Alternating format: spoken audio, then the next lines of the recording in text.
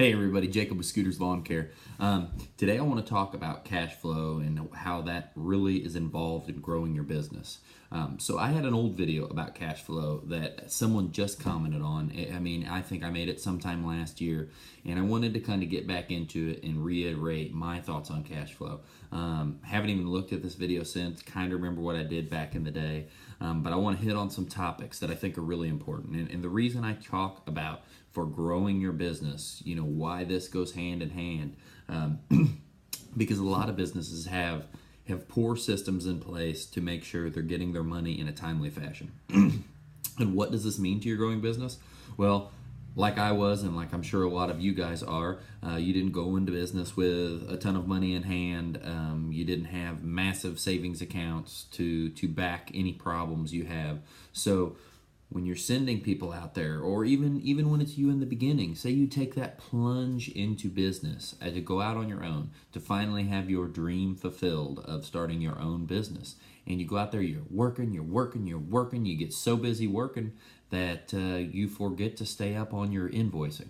I know businesses that they don't even stay up on their invoicing, and they're making enough money where it doesn't matter. But man, with systems, with some of we use Service Autopilot, I'm sure all the other systems have a great way of staying up on your billing and making it where you can just email it all out so it's taken care of. And why this is such a big deal is when you're in the beginning and when you're trying to grind to make money, if you forget to collect, if you forget to invoice, and then all of a sudden, some of those quick payments stop coming in, and you see, wow, I've got all this money held up and I'm just waiting on it. It can literally starve you out, starve your business, and cause you stress you didn't need. Now we're growing fast, and we still have stress about money just because I try to make sure I'm always putting some back and I don't touch that. So I run off a very minute amount. It's kind of like a profit first plan. If you've read the book by Mike Michalowicz, it's a great plan. But so getting into this, the things I want to talk about.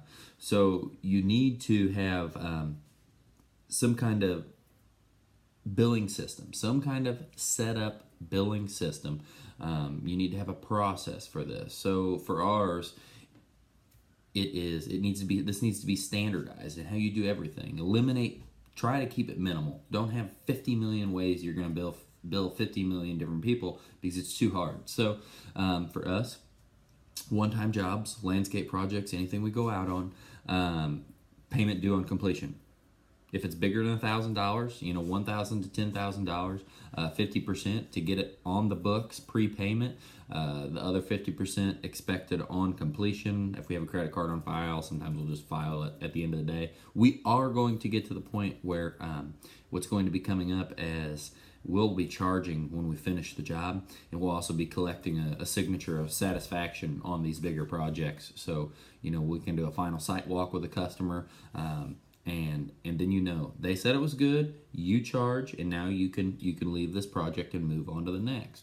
And then for our reoccurring maintenance, any reoccurring customer that we are at there all the time with mowing, any mowing that gets done this week gets billed out on the following Monday. So it's always the Monday following your service. You do this for us, we do it first thing in the morning, so I know before we even get mowers, guys sent out, whose lawn needs to be paused. So if something from last week does not go through this coming Monday, that lawn gets paused. It does not get mowed until they've paid. And we have emails that are standardized to send out for declined cards.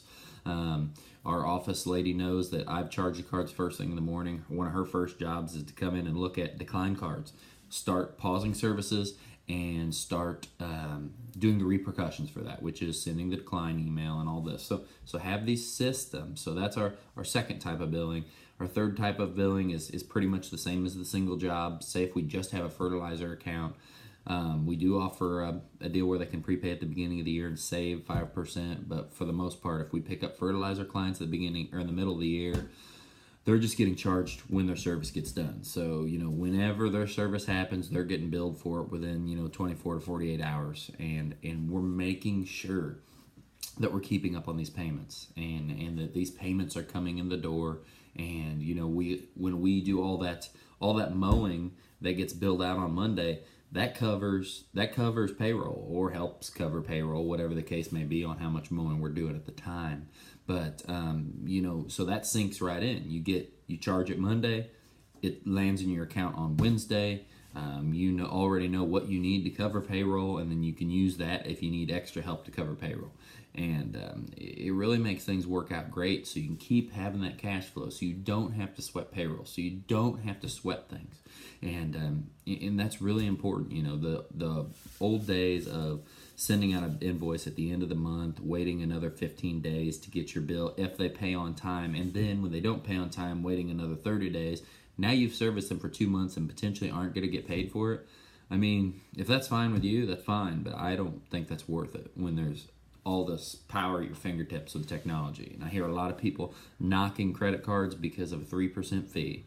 Well, how expensive is that 3% fee compared to chasing customers down, trying to get paid, having to send people to collections and not get your full payment, even having to take a bunch of checks to the bank all the time. You can completely save all that with credit cards, and it's automated and it's easy. And I will say the majority of our customers prefer being on auto charges, which is our only option for mowing. We don't offer a different option.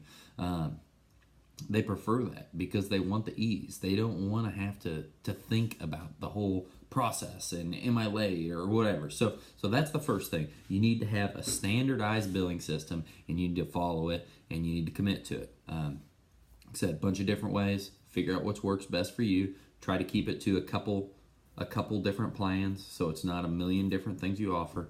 Then the second thing, like I already said, was the using credit cards. You need to optimize your business to run credit cards so you can accept this to get quicker payment on these projects. It makes it really easy for someone to put a down payment on a project.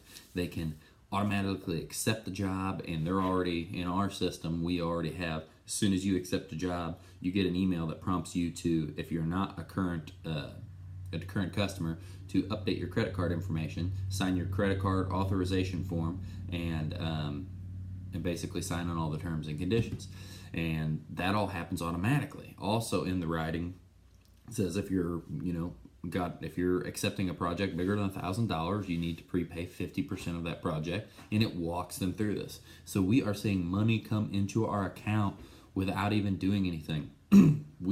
I go to a job, we sell a job, and they can accept it on the weekend, they can make the prepay on the weekend, they can do it all on their own depending on how efficient they are with the computer, and it is on our way to being processed and getting into our account. And that's not only good for us, it's not like, oh my God, I gotta have all the money, but it gets into our account very fast and very efficiently, and it gets them ready to go on their job.